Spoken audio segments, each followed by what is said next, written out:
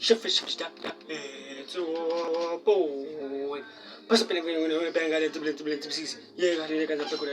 guys, you can see, yeah. Back on every action. Today we're gonna be acting to how life is without electricity. Of course, me, I would be because I'm inside. Lighting is what I'm for. You see, so let's get into the video. Let's go, guys. Sorry for like the part because I see that my thing is like slow. You know why? You know why? But yeah, I think that was good. So like, let's go. Let's get into the video.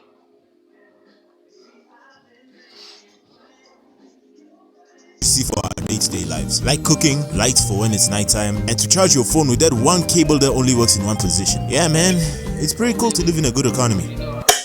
Until you remember you live in South Africa. Bro, you serious? We all use electricity for our day-to-day lives, like cooking, lights for when it's nighttime, and to charge your phone with that one cable that only works in one position. Yeah, man, it's pretty cool to live in a good economy.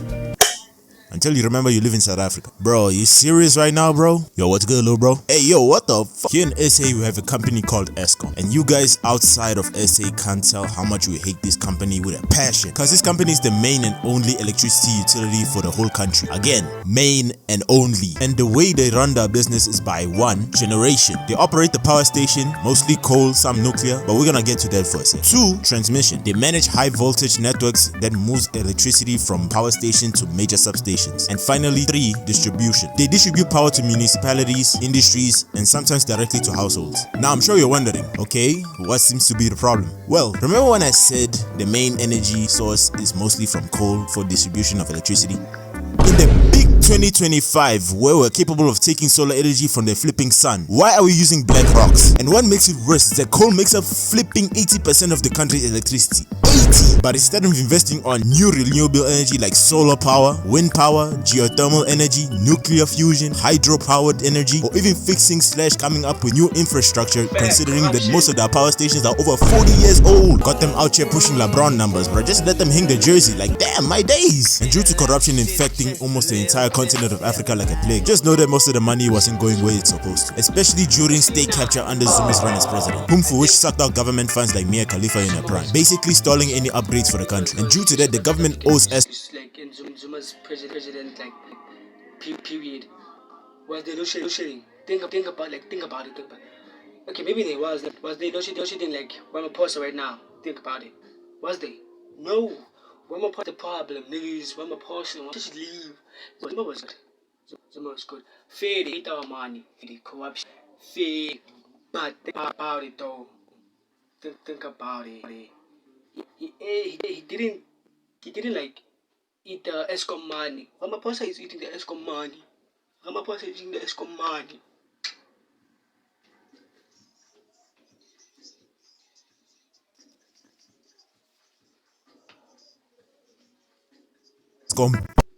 billions, 107 billion to be exact, and it's estimated to increase the more they don't pay up, for which they're barely even doing, let's be honest. So yeah, bro, we've been suffering for a while, and the only way this country doesn't look like a Mad Max movie, Eskom has to implement scheduled power cuts to maintain their power grids, which is called load shedding. So the way it works is Eskom implements load shedding nationally, but timing and rotation is handled locally by each municipality or metro like Joburg, Cape Town, Durban, etc. It hits all provinces, but it's not simultaneously, it's just, rotational. There are different levels of load shedding. It's divided into different stages. The higher the stage, the more you realize you've been eating good food without a banger YouTube video for like a month. That's how long it might take. And the lightest stage is stage 1, which usually cuts for 2 hours per day. Light work, no reaction, we move on. Stage 2, 4 hours per day. A little bit intense but still tolerable. Stage 3, 6 hours per day. Okay, it's starting to get a little bit intense. And stage 4, 12 hours per day.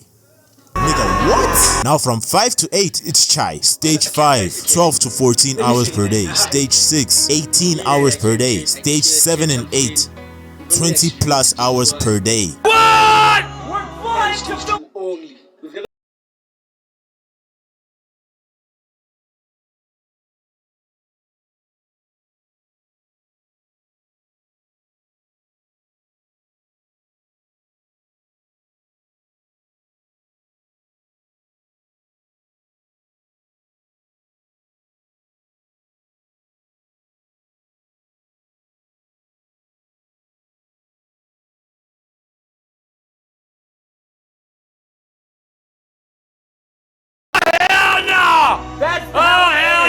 Luckily enough, we never made it from 5 to 8. Luckily, we usually hit from stage 1 to 4, sometimes 5, but nothing out of the ordinary. But man, it was never this bad, bro. The way we're even aware of these stages is through an app called Eskom Say Push, which alerts out any load shedding cuts that could occur in any area you're in. Let me just say, man, this app is a lifesaver, especially if you're working on stuff digital or prepping meals on time just at least to have dinner before looking at a black screen. Back before this app, it was a straight up guessing game. You'd be having people coming home from a long day of work or school, thinking about the food they left at home in the fridge containing the ice cream box. We all used to do this now, don't lie. With your TV schedule for a TV show you wanted to watch at that time. Hold your fire! This man isn't black! What? To only return to see Eskom took away the power in your area, man. Bro, this pisses me the flip off. It's even worse if it happens during the day, cause you wouldn't know if the electricity is gone or not. But there are some signs, like we all know that one street like that be on 24/7. Then once you just suddenly see it off, you're already like, hold up, wait a minute. Something ain't right, cause now you already know what's waiting for you at home. With load shedding during the day, it's kinda tame, but at night, if you don't have a machete or a pew pew next to you, just don't stay out at night. Cause here getting caught lacking in SA, it's done, bro. It's wallahi, you're finished. I cannot lie to you. I remember during load shedding, I got sent to the shops by my mom, thinking everything's sweet because, you know, I just brought my phone, just about to listen to music, you know, listening to that Young Thug, you know, you feel me? Just to later say I was stopped by 3 guys with a dog. Since they noticed me having a phone, to them it was an easy lick, but for sure I wasn't gonna make it easy on them. I did stand my ground, ready to take on a 3v1. And yeah, man, I got my ass beat, bro. Now I went home just to see the electricity just came back not too long ago. It was a worthy life experience, I can tell you that. And if you're one of the guys that robbed me back then and watching this video, 1,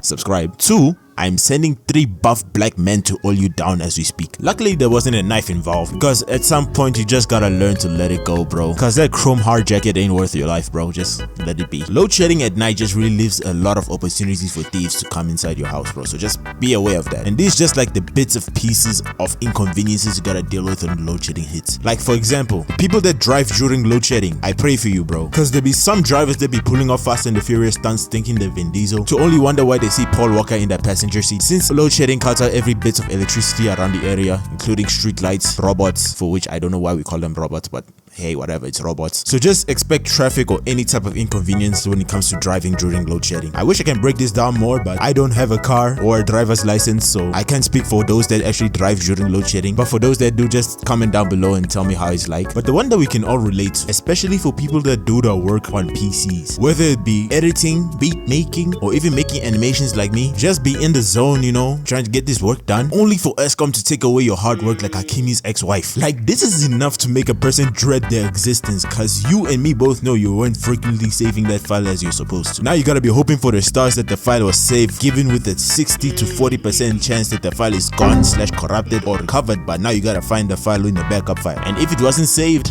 just tell their friend that works in Eskom not to come to work tomorrow. The second nuisance you gotta deal with, which is most common, is not being able to charge your phone during load shedding. Like before Eskom Say Push, keeping your phone charged was a #1 priority. We still keep that priority till this day, cause if there's no power on the TV, you gotta keep that phone with me. Especially when your phone percentage is like 30, for example. If you think this is a calm percentage to wait on for electricity to come back, it's either you don't use your phone too much or you're not chronically online like us. Cause when you wanna get comfortable with your phone and start doom scrolling through IG to pass the time, yeah, just watch that phone go from 30 to 10 to off in a matter of 30 minutes, or 5 minutes if you have a Mobi cell, because that phone is buns. That's just the worst predicament you can get yourself into, especially if you don't have a power bank. And even if you do, there'll be some times where you just see your power bank is just at 20 or 30% for some odd reason. Same goes for laptops. But if you have a laptop that's dependent on a charger, yeah bro, GG's, that thing's not lasting an hour. Cause there'll be some days where you'll be thinking you left your laptop or power bank or phone on charge just to prep up for the next load shedding, just to later see it wasn't charging because it wasn't plugged all the way in. At that point,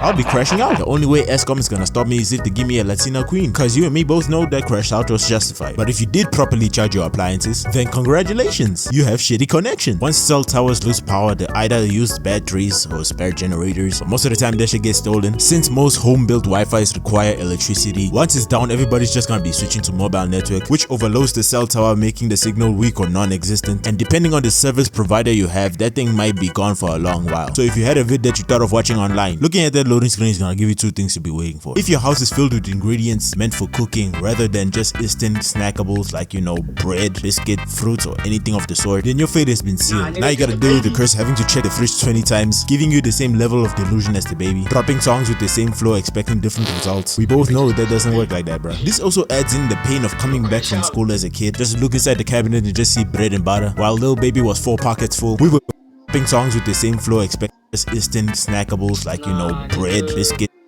don't say that about the baby, fruits, or anything of the sort, then your fate has been sealed. Now you gotta deal with the curse having to check the fridge 20 times, giving you the same level of delusion as the baby, dropping songs with the same flow, expecting different results. We both know that doesn't work.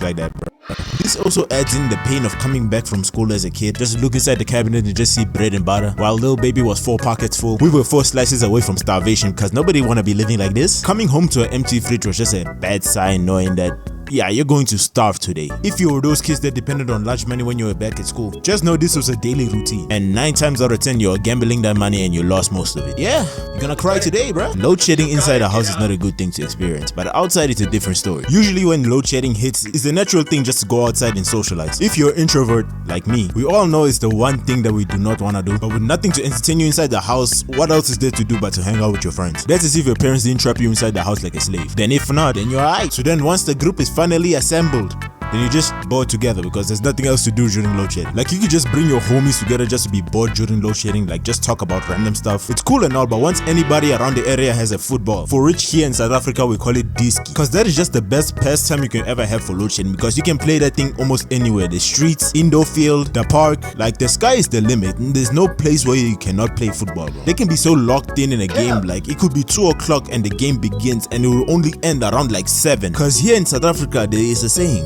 diski is life, because there's no way a person goes through their whole life without ever touching a ball, bro. That is a lie. There are some side games that they be playing that makes the game even more fun, but that's more of a video I'll cover later on. Trying to stay consistent, you feel me? There are those that actually play basketball too, or any other types of sports really, because as long as you just pass through the time, it's really up to them. There are also those that play board games. Again, if you're not much of an outside person like me, you can just stay inside and play board games with your family, waiting for load shedding to end, like Monopoly, Uno, or even chess if you're feeling like Magnus Carlsen. But it is one of the best pastimes to spend with your family if there's no electricity. But the best one of all, which is the best pastime to do during load shedding, just take your ass to sleep. There are times when load shedding might last longer than usual, but the thing that kind of makes it nice is just to get to spend time with your family during the darkness, because you get to slap your brother at the back of the head and you wouldn't know because you're too dark to see, or just be chilling, just talking about random stuff. Like you get to connect more with your family than you ever did when there was electricity around, because due to us living in a digital age, we're mostly used to seeing TikToks and IG reels of guys loaning out Lamborghinis claiming to be theirs, or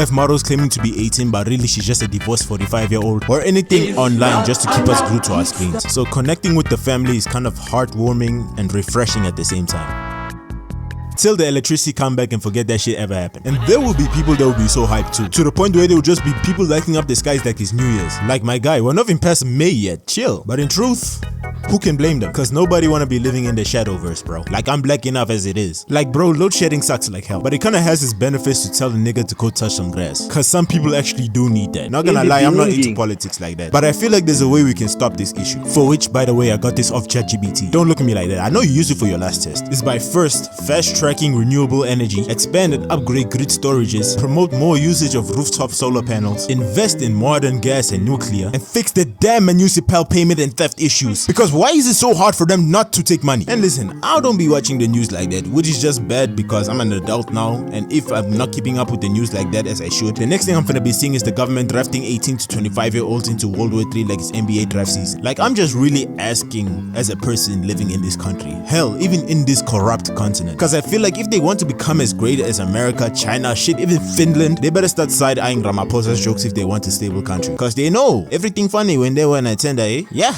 that's about it. Thank you for watching, and thank you for 25.6k subs, and thank you for 8 ends or ends, I'm sorry if I'm pronouncing your name wrong, from the super chat that you gave me. Thank you, I really appreciate it. And if you guys are willing to niggas, do all the good stuff, subscribe, nigga. Go to 1K, subscribe. Yeah, guys.